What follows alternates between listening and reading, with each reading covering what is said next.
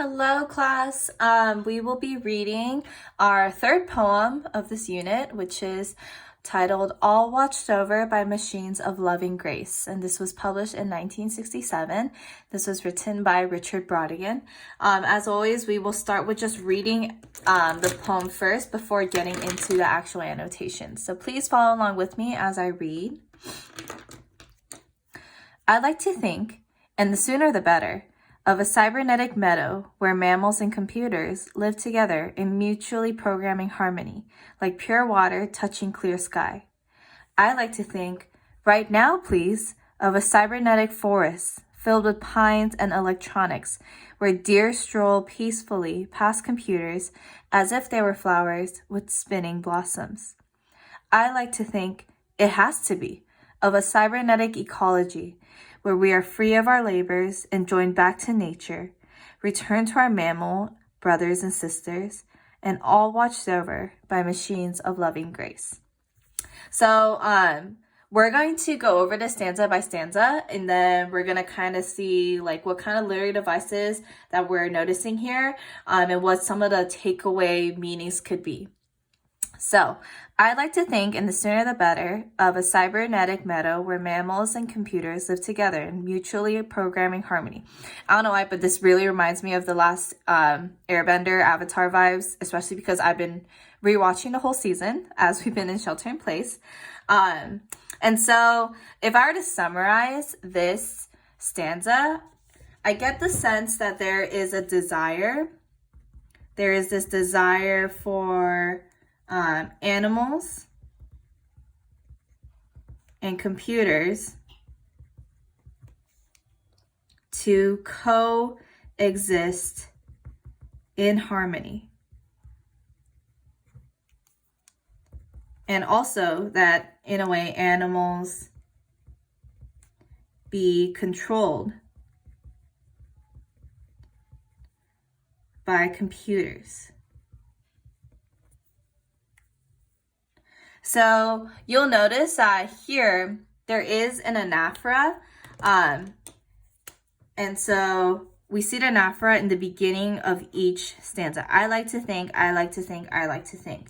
And so the refrain, we have an anaphora of I like to think. And what's interesting about this refrain is that it emphasizes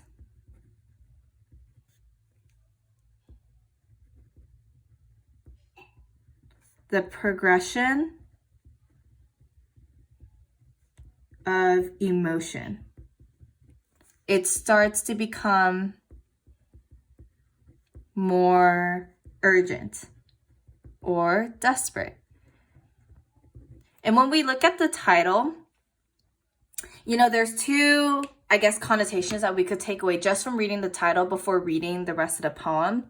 In the title, it says, all watched over. So we are watched over by machines of loving grace. And so there can be two connotations here. So maybe a positive connotation, if you looked at this positively, is that you're protected by maybe like a higher power or like a god. So that might be a positive connotation. But the negative connotation could be where you're kind of controlled. You're controlled by, let's say, a dictator or kind of Big Brother vibes. So this poem can really take on two meanings just solely based on the title. And you'll notice that the word cybernetic appears 3 times. So cybernetic meadow, cybernetic forest, and cybernetic ecology. So when we're talking about cybernetic, cybernetics, it's really, it's kind of like the study of mechanical slash electronic systems designed to replace human control functions. Right? And so a cybernetic meadow, those are very contrasting words. You wouldn't think of a meadow as being mechanical or electronic. Where mammals and computers, so mammals being like humans or animals, live together in mutually programming harmony. So again, the connotation here, mutually harmony, it's like a positive connotation, right? That's kind of like the impression it's trying to give off to the reader. It's trying to make, I'm going to put it here, tries to make reader feel good about the idea.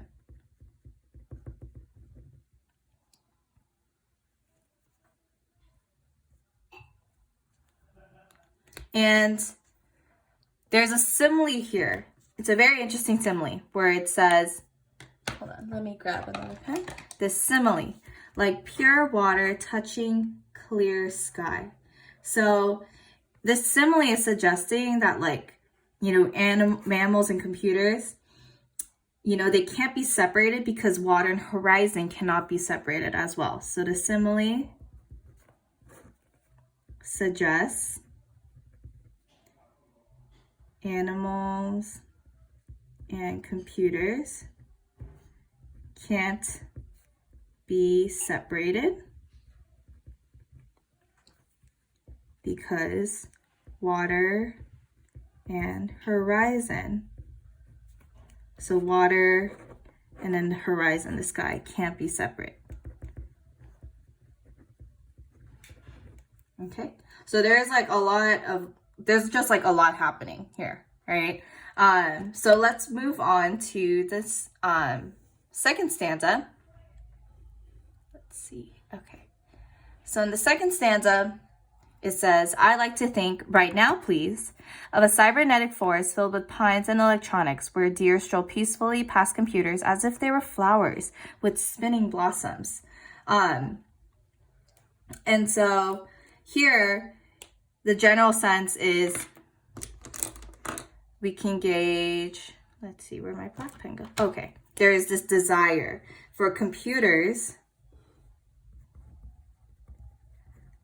So I'll just write PCs. Desire for PCs to exist so harmoniously that they aren't even noticed, right? Harmoniously, it's a key thing. So desire for PCs to exist so harmoniously that they aren't even noticed. And so we have a lot of these, in a way, nature symbols, such as forests, pines, deer, flower, blossoms, and like these words that kind of like peacefully, that give you the sense of like a again, it's like a positive connotation, positive mood.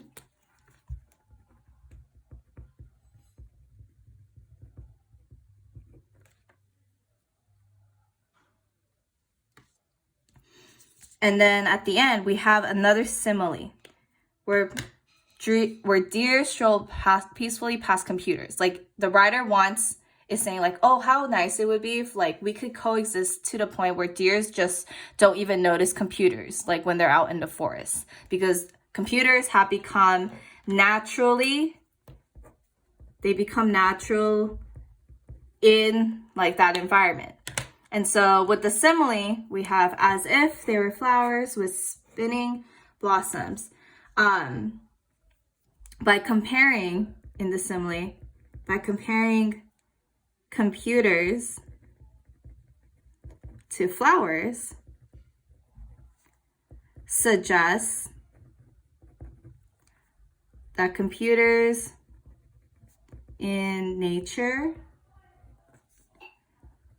are so common that nobody notices. They blend in, basically.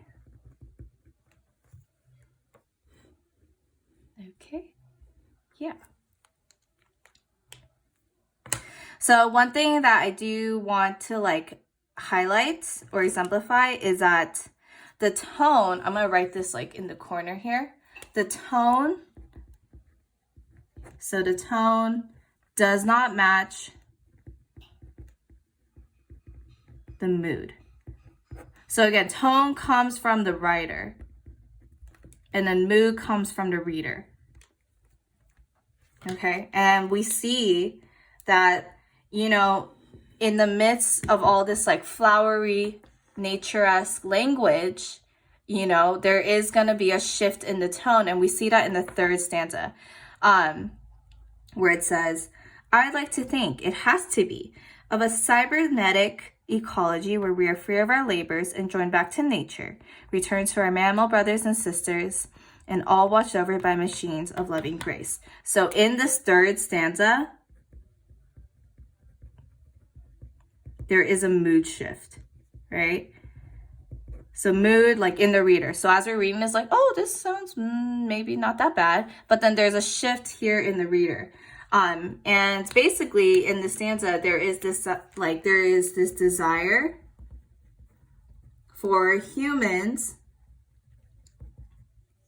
to kind of ease out of work and let computers take our places. Like, that's essentially what it's kind of saying. Like, oh, like we are free of our labors and we're joined back to nature. And, you know, we leave it to the machines, right? The machines of loving grace. And so when you read this and when you see the word ecology,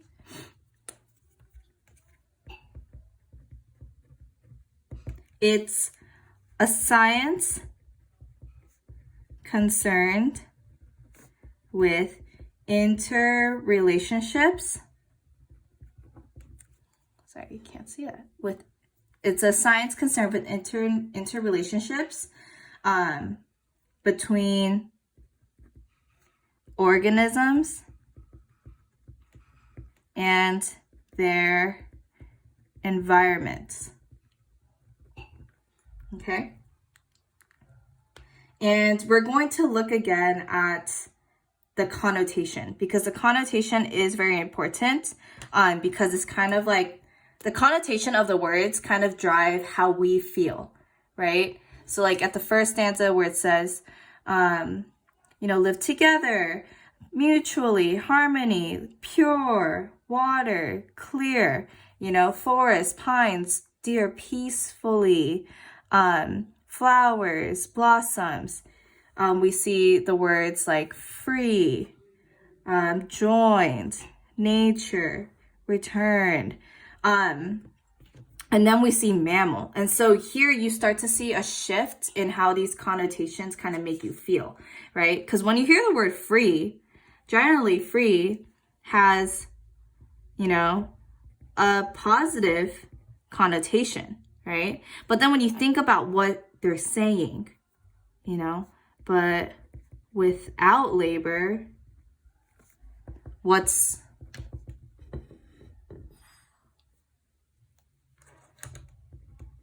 our purpose, right? It starts to make you think about what is being said here. When it says join back to nature, return to our mammal brothers and sisters, this kind of connotes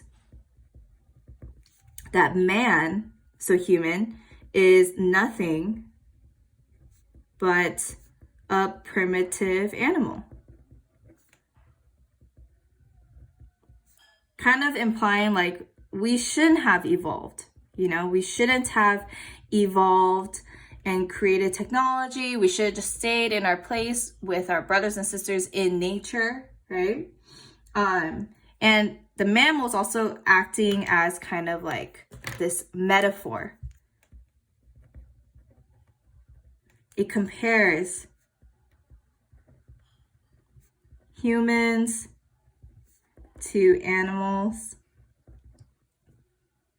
as like primitive, right? Primitive, maybe uneducated,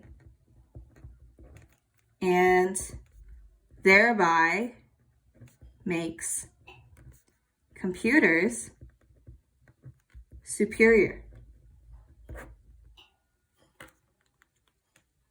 And I want you to think about this last line, which is found in the title, all watched over by machines of loving grace. You know, the title here is repeated. Let me find. So the title is repeated, and it forces the reader to reconsider their feelings about the subject. Right?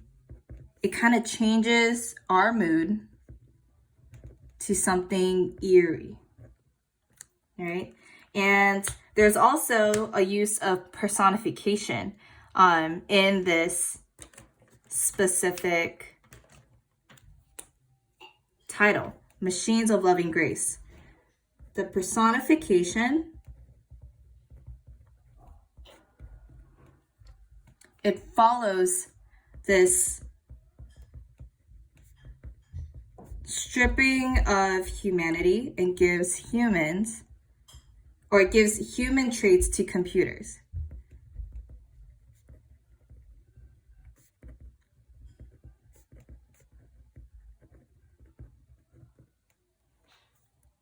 So there's a lot, I think, that can be taken away from this poem.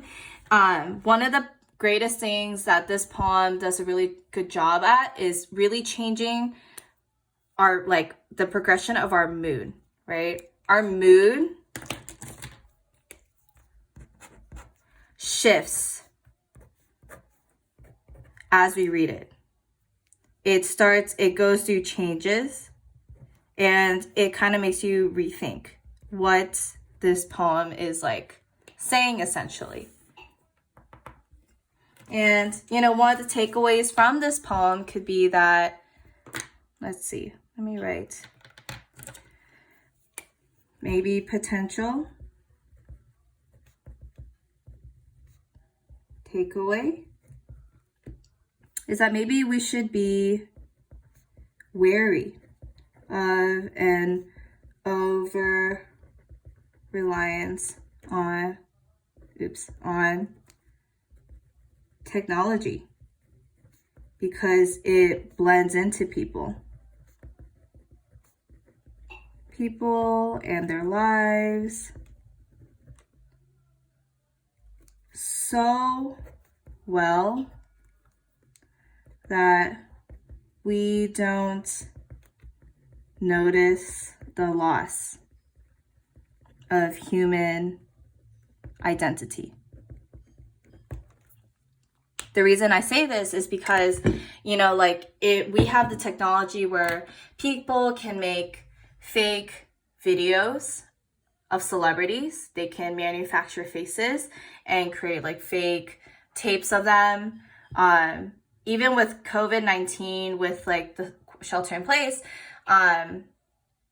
you know, a lot of people are questioning like how much security should we give up, because we see other nations where they're like South Korea or Taiwan, where they're very closely monitoring and tracking people so that they stay at home if they have COVID-19. You know, people are wondering like, oh, is there like, should we give up that kind of privacy in order for us to like come together as a society for the greater good, right? But it's just, there's a lot of issues. And I think this time right now really kind of shows us, really kind of makes this poem even more fitting, right? For what we're going through in a way. Even more fitting that we're reading this poem during this time. because I think we have come to a point where we have so much technology, which of course has benefited us greatly, but it also comes with all these repercussions, right? And sometimes it blends into our lives so well that we don't actually notice the loss of our identities, right? I hope you guys had fun with this poem. I think it's very interesting, and I think you get a sense of what the writer's trying to convey to the reader pretty easily. And so yeah, I hope this video finds you well, that this annotation video helped you understand this poem better, and this will help you kind of gain the sentiment for your retrospective poem that you will, or not your retrospective, but your model poem that you'll be writing based on this poem. And so I will upload this video and this PDF photo. Bye!